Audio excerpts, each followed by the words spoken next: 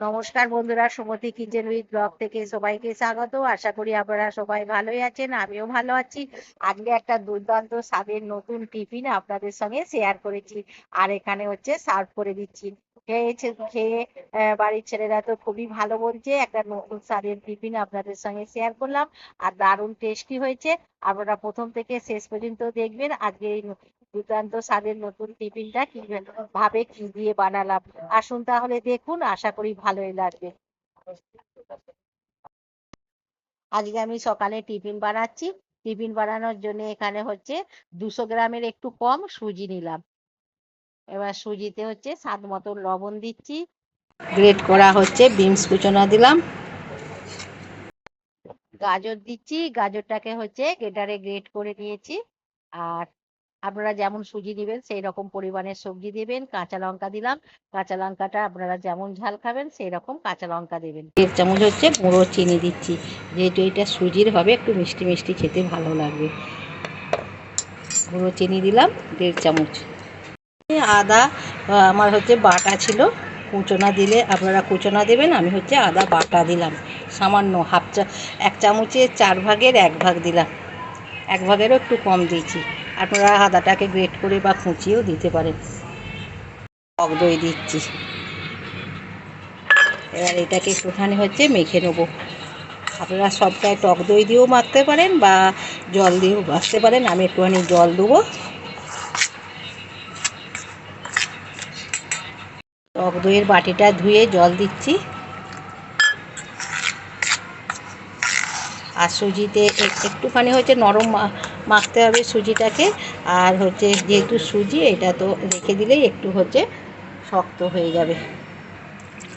আর একটুখানি হচ্ছে জল দিলাম, এই দেখুন এই রকমই জল দিয়ে পাতলা করেছি। আর বেশি কিন্তু পাতলা করলে কিন্তু এটা ভালো হবে না। এই দেখুন, এবার এটা একটুখানি আমি হচ্ছে 20-25 মিনিটের মতন চাপা দিয়ে রেখে দেবো, তাহলে আর একটু শক্ত হয়ে যাবে। এইরকম থকথকে রেখেছি, আর একটু তাহলে শক্ত হয়ে যাবে। এটাকে এবার চাপা দিয়ে রেখে দিচ্ছি। এই জায়গাটাতে হচ্ছে আমি হচ্ছে সুজিটাকে ভাপাতে দেবো, আর হচ্ছে তেল দিয়ে দিচ্ছি, একটু তেল গুলি দিচ্ছি। আপনারা যে জায়গায় কেক বসায় সেই কেক মোলেতেও বসাতে পারে। আমি একটু ভালো করে তেল গুলি নিচ্ছি, তাহলে সুজিটা যে ভাপাতে দেবো সহজেই তাহলে উঠে আসবে। তেল গোনা হয়ে গেছে, এবার ঢাকাটা খুলছি। দেখুন কতটা শক্ত হয়ে গেছে।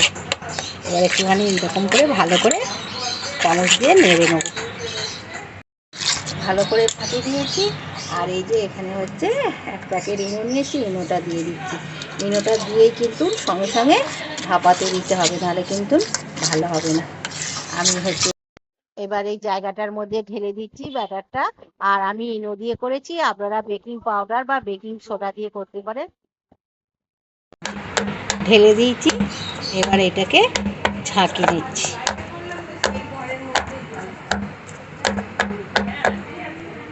গ্যাসের মধ্যে একটা ডেচকি বসিয়ে দিয়ে জল ঢেলে দিচ্ছি, জলটা ফুটছে, আর একটা স্ট্যান্ড দিলাম। স্ট্যান্ডের মধ্যে সুজির বাটারের বাটিটা হচ্ছে বসিয়ে দিলাম। এবার উপর দিয়ে একটা সুজির বাটিটাকে ঢাকা দিয়ে দেবো। এটা ঢাকা দিয়ে দিলাম, আর একটা এই ডেচকির মধ্যে ঢাকা দিয়ে দেবো, যেন জলের ভাপটা না বাইরে বেরিয়ে আসে। জলের ভাপটা বেরিয়ে এলে সুজিটা হতে কিন্তু সময় লাগবে। এবার হচ্ছে ঢাকাটা খুলছি, 25 মিনিট রেখেছিলাম, ঢাকাটা খুললাম। এবার হচ্ছে খুলে দেখবো, একটা কাঠি দিয়ে গেঁথে দেখছি কতটা সুজিটা হয়েছে। কাঠিতে একটুকু লাগেনি, তাহলে সুজিটা ভাপানো হয়ে গেছে। এবার হচ্ছে সুজির বাটিটাকে হচ্ছে নাবিয়ে নেবো।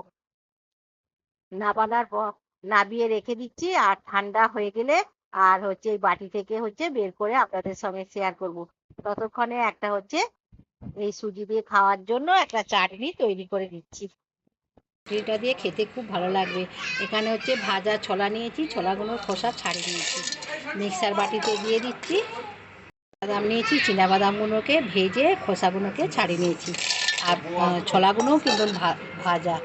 আর দিচ্ছি 2টো কাঁচা লঙ্কা, নারকেল দিলাম, 1 টুকরো আদা দিলাম। একটুখানি লবণ দিচ্ছি, চামচ চিনি দিচ্ছি,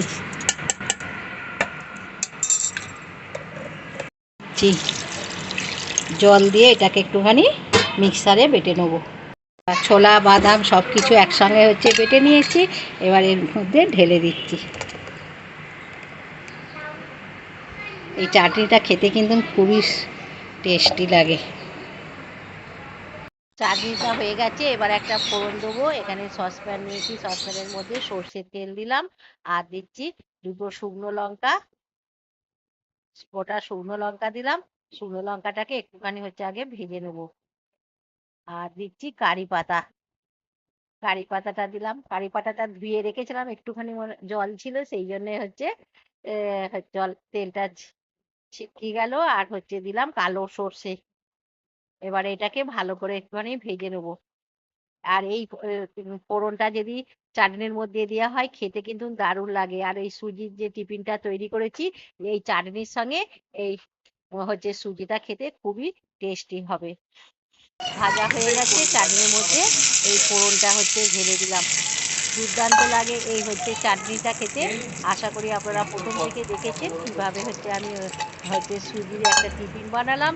আশা করি ভালোই লেগেছে। আর এখানে ঠান্ডা হয়ে গেছে, এবার হচ্ছে একটা ছুরি দিয়ে কেটে ধারগুলো ছাড়িয়ে নিচ্ছি, তাহলে সহজেই বেরিয়ে যাবে।